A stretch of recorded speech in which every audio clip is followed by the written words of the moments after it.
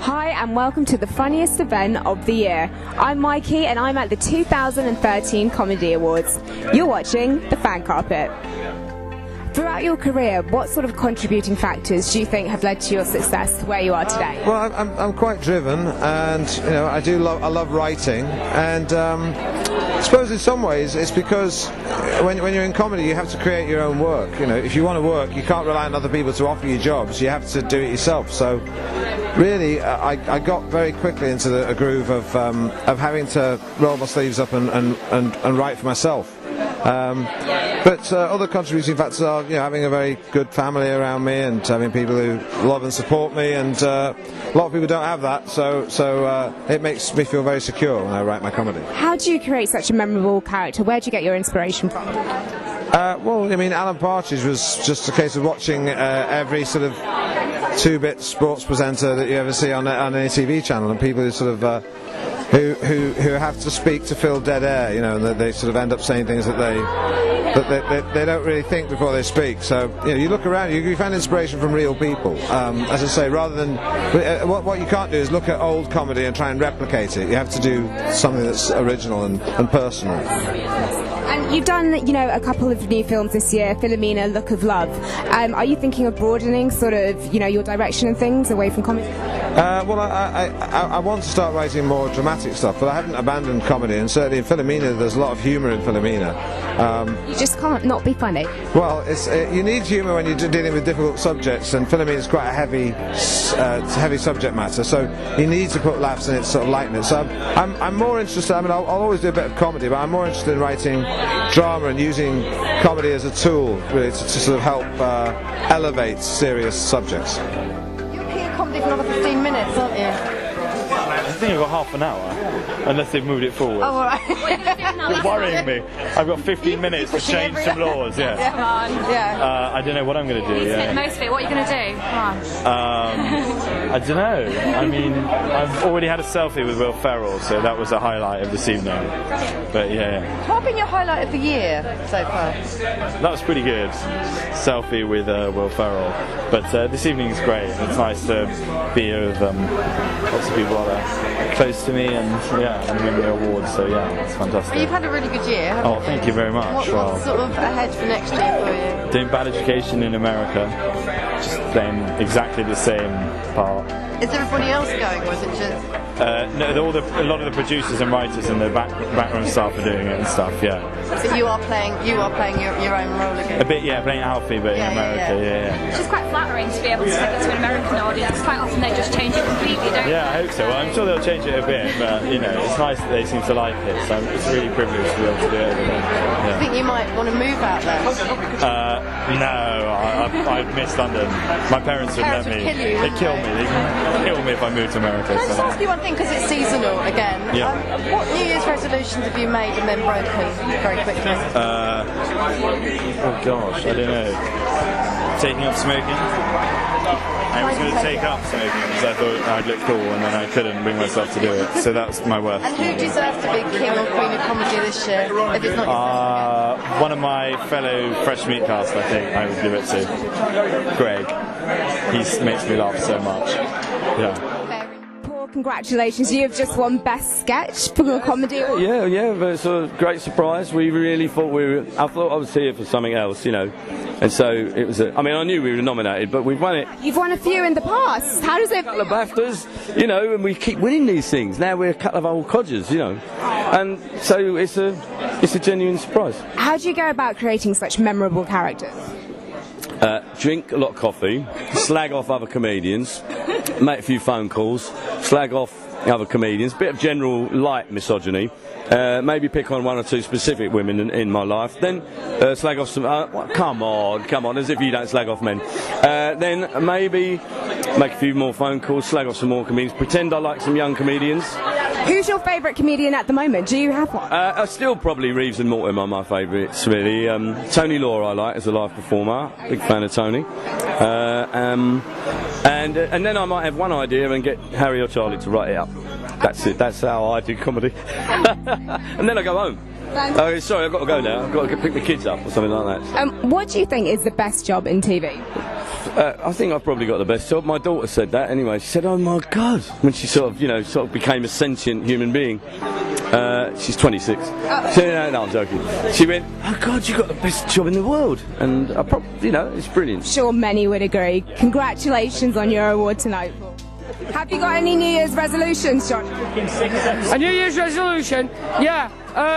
Next year, I'm going to buy a very zen flat and only have 4 ornaments, and they're going to be so small. Like that. Oh, my little porcelain one, really nice, really tiny, little tiny Santa sitting on the back of a reindeer. And I'm going to say to my son, "Ready, steady, go. You got 9 seconds. Put them wherever you want." And I'm going to leave them there. But for now, I've got a house full of shit because I have kids. Now, Johnny, you've had an absolutely fantastic. I have a New Year's resolution.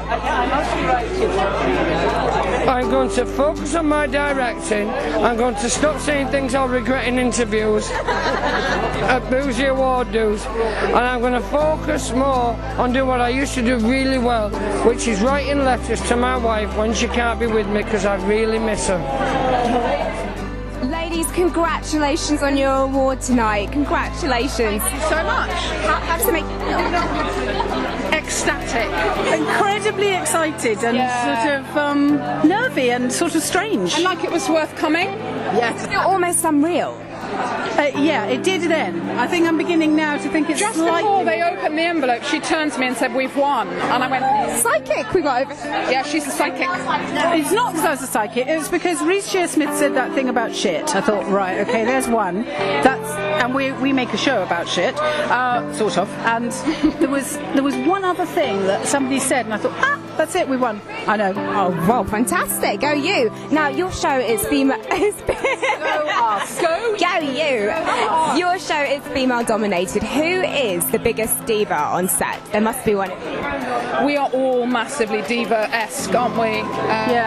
How are you diva-esque? Sue Tully, the director. Tully is a terrible diva. So bad. Yeah, she's... Yeah, What has she done? it's like walking on eggshells around our director, isn't it? We get up in the morning, we strategize how we're going to get through the day. Yeah, she's just obsessed with her looks and, makeup and stuff, isn't she? Yeah, she is. She spends a lot of time on cleaning her clothes, and we can't get her out of the makeup truck, and she's the director, so Yeah. She's not even on film. She's a chick. we didn't thank her. Oh, fuck. Thank you, Sue Tully. Shit. Thank you, Sue Tully. Thank you, Sue Tully. She's fantastic, is what she is. And is there anyone you're rooting for to be king or queen of comedy this year? Who are the nominees? Oh, I wish we'd thanked Sue Tully. I know, I feel terrible. No one in particular, you'd be happy. Who are the kings and queens of comedy? There are a few. Who are the nominees, though? Because then I might be able to tell you. Sarah Millican. Sarah Millican. Sarah Millican. And finally, last question. Why do you think it is so hard for females to sort of make it in comedy these days? I mean, there's a lot less female comics than men. Funny. Are women really not funny? Is it hard, though? Is that a fact? I mean, It's got a lot easier, but it's still hard. I think what's really great is that now there's just an assumption that women can be funny, whereas before it was like, can women be funny? Now everyone knows women can be funny, and so it's just a question of building up the numbers, frankly, getting everyone in, and come on the girls. Come on, the girls. Go you, did you say? Go you, that's what I was going to say again. Go you. Go you girls. Go you, girls. Amazing. And you just released an autobiography. Yeah, I have, thank you. The first person tonight. It's called Becoming Johnny Vegas. It's the story of Michael becoming the man who says things out there that you know what I mean? Johnny watches the show tonight and he goes, really? Are we all here to be? Johnny's the man who burns down the barn. You talked about him being quite a destructive character at some points in your life. I wonder why. We already ran out of room for Johnny Depp, and Channel 4 are never going to let me on the TV channel. Congratulations on winning Best New Comedy Show. How are you feeling about this tonight? Thanks so much. Yeah, I'm really pleased. Thank you. Yeah. Who inspired you to become a comic? Was it something you always wanted to do, or did you just sort of fall into it? He's just failing at everything else repeatedly. He's constantly failing and then ending up in this sort of, the only thing that will take you is comedy. Do you think people can naturally sort of be funny comedians, or do you have to like put a lot of work into it? I think what it was for me is that, you know, if you're 5'4", then you've got to get a gimmick, you know what I mean? You've got to have your niche somewhere. I got mine. Yeah. Well, you definitely succeeded in that area. What's next? I'm doing a series for the BBC called Up the Women. That's a suffragette-based sitcom. You haven't seen one of them before, have you? No. Are you a bit of a feminist? I am now. After working with all women on that. Yeah. You have no choice really to say that. Exactly. Yeah, I'm sorry, I've got a really horrible cold at the moment. I don't know if you can tell. I am literally like shoveling Beechams down my throat every opportunity that I can. So that's what that is. Yeah, I'm really looking forward to that. It's got Vicki Pepperdine in it and Rebecca Front, who's here as well. Yeah, that's fun. Period comedy is my niche that I'm taking over. Yeah. Apart from this, I mean, what have been your highlights of the year? My highlights of the year would have been, do you mean for me personally or just generally? Filming Plebs was fucking brilliant. Like, we just went off to Eastern Europe for a few months and, you know, great. Yeah. Nina, it's so much harder making it as a female comedian in this industry. What sort of advice would you give to aspiring other female comedians? Be funny. Yeah, make people laugh. Funny? Do you not... Make people laugh. No one will argue whether you're a woman or a man. It's so totally irrelevant if you make people laugh.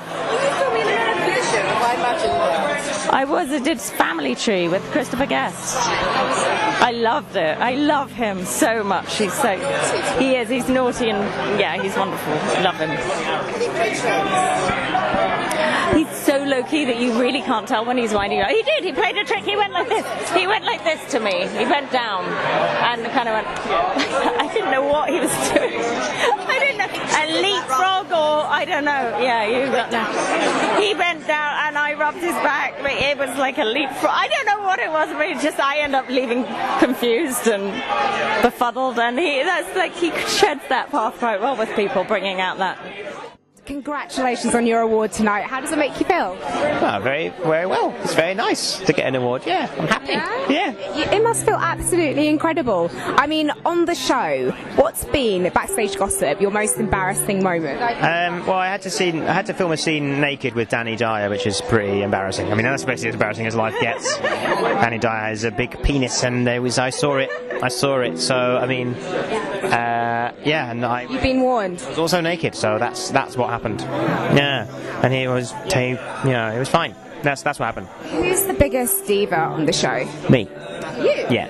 What explain. I won't eat dairy. I won't have it within a mile of me, and I won't have people looking me in the eye. In fact, you looking me in the eye right now is really upsetting me. I'm not made out of milk, though.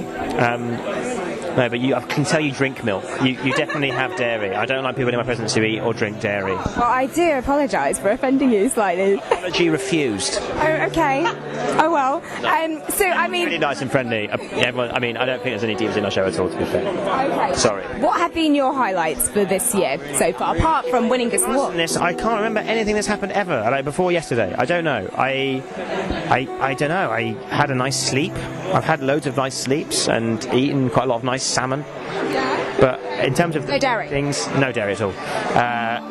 Obviously, winning this award is genuinely the best thing that's happened this year. To be honest, it's amazing. Apart from that, I don't know really. What's like the best piece of advice you've ever been given? I mean, you've like achieved so much. So, what is the best piece of advice? I think it's good to remember that nothing matters. I think that's quite a good piece of advice. Explain a little bit more. Well, like, whenever you do anything, like, you should try your hardest, but don't worry about what people think about it and stuff, because genuinely no one cares. Like, no one cares more than yourself. Honestly, no one really is but bothered. People watching this, you know, it's like it's like a man on the screen. They'll be like, oh, see this guy, and if they like you, they're like, oh, I like him. If they don't, you know, no one really cares about life. So I think it's just good to remember that, because it means you can enjoy it a bit more. Well, yeah. If you enjoy most about working on the show. I always enjoy working on a show. If I didn't enjoy it, I wouldn't do it. You know, I love the writing process, to be honest. You know, Harry and I sit in a room for about a year, and I said rather poetically, we'll see the leaves fall from the trees and we'll still be in this room. And we were, and then we churn it out, you know, and go and do it. I broke my cruciate ligament on the last series. See? He made me do it. I was on a trampoline at my age, right? And I'd done the little performance and I thought, that's it. He went, can you do it again, but really go for it? Fucking Enfield, directing. Bang, cruciate ligament went. And I was wearing wings. I mean, how pathetic. 50-odd-year-old man floundering around on a trampoline in wings with a snapped cruciate ligament. So I deserve this award. Thank you very much and good night.